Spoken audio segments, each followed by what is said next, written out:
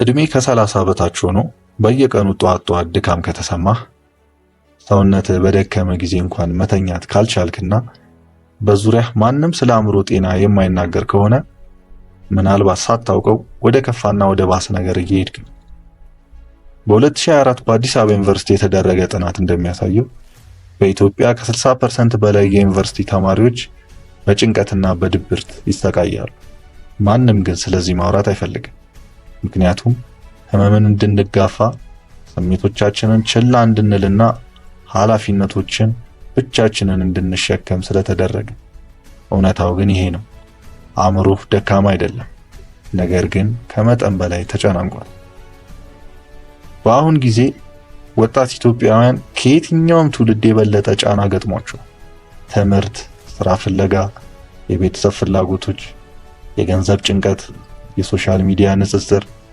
ታዲያ ይሄ ሁሉ ተደምሮ ያለ ጫማ በባዶ እግር ማራቶን እንደመሮጥ ነውና ብዙዎች ገና 30 ዓመት እንኳን ሳይሆናቸው በሞት እያጣናቸው ነው። ይህንን ታውቃለህ? የማያቋርጥ ውጥረት እውነተኛ አካላዊ ጉዳት እንደሚያስከትል፣ የልብ ችግር፣ ከፍተኛ የደም ግፊት፣ የተዳከመ የበሽታ መቋቋም ስርዓት እንዲሁም ሞት። አዎ፣ ጭንቀት ይገድላል። በጸጥታና በቀስታ። ከውጭ ምን ያህል ጠንካራ ብትሆን ለሱ ግድ የለውም። ብዙ ወጣቶች ግን የተሳሳተውን መንገድ ይከተላሉ። ለመነቃቃት ጫትን፣ ለመርሳት አልኮልን፣ ለመኖር ዝምታን። ግን እነዚህ መፍትሄዎች አይደሉም።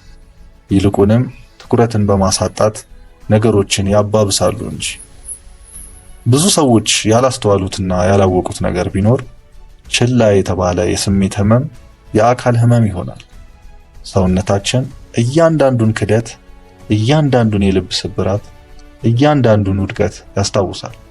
ቀስ በቀስም አድጎ እኛን እስኪሰብር ድረስ ያ ህመም አይጠፋም። አንተ ከተኛ በኋላ እንኳን ደክሞ የምትነቃ፣ አንተ ብቻን የምታለቅስ፣ ሶሻል ሚዲያ ላይ ግን የምትስቅ፣ አዎ አንተ ስለ ሰላም የምትጸልይ ነገር ግን ውስጥህ ባዶነት የሚሰማ። ይሄ ኖርማል አይደለም። ይሄ ድክመትም አይደለም። ነገር ግን ከምናስበው ፍጥነት በላይ እኛ ኢትዮጵያውያንን እየገደለ ነው። በሆነ አጋጣሚ የማውቀው ሰው ነበረ። ትምህርት ይማራል፣ 2 ስራዎችን ይሰራል፣ በጭራሽ እረፍት የሚባል አያውቅ። ታዲያ አንድ ቀን ቢሮ ውስጥ ስራ ላይ ሳለ ራሱን ስቶ ወደቀ። ዶክተሮች ለዚህ የዳረገው ውጥረትና ጭንቀት ነው ብለዋል። ጭንቀት ይህን ያህል ሊጎዳኝ ይችላል ብሎ አልገመተም ነበር።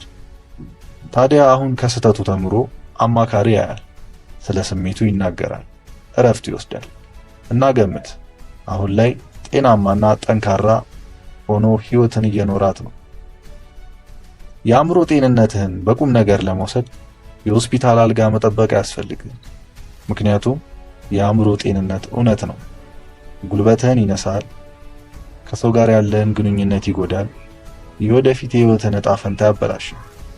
እና ችላ ብለህ በዚህ ከቀጠልክ ህልሞችህ እውን ሆነው ለማየት ረጅም ዕድሜ አይኖርህም።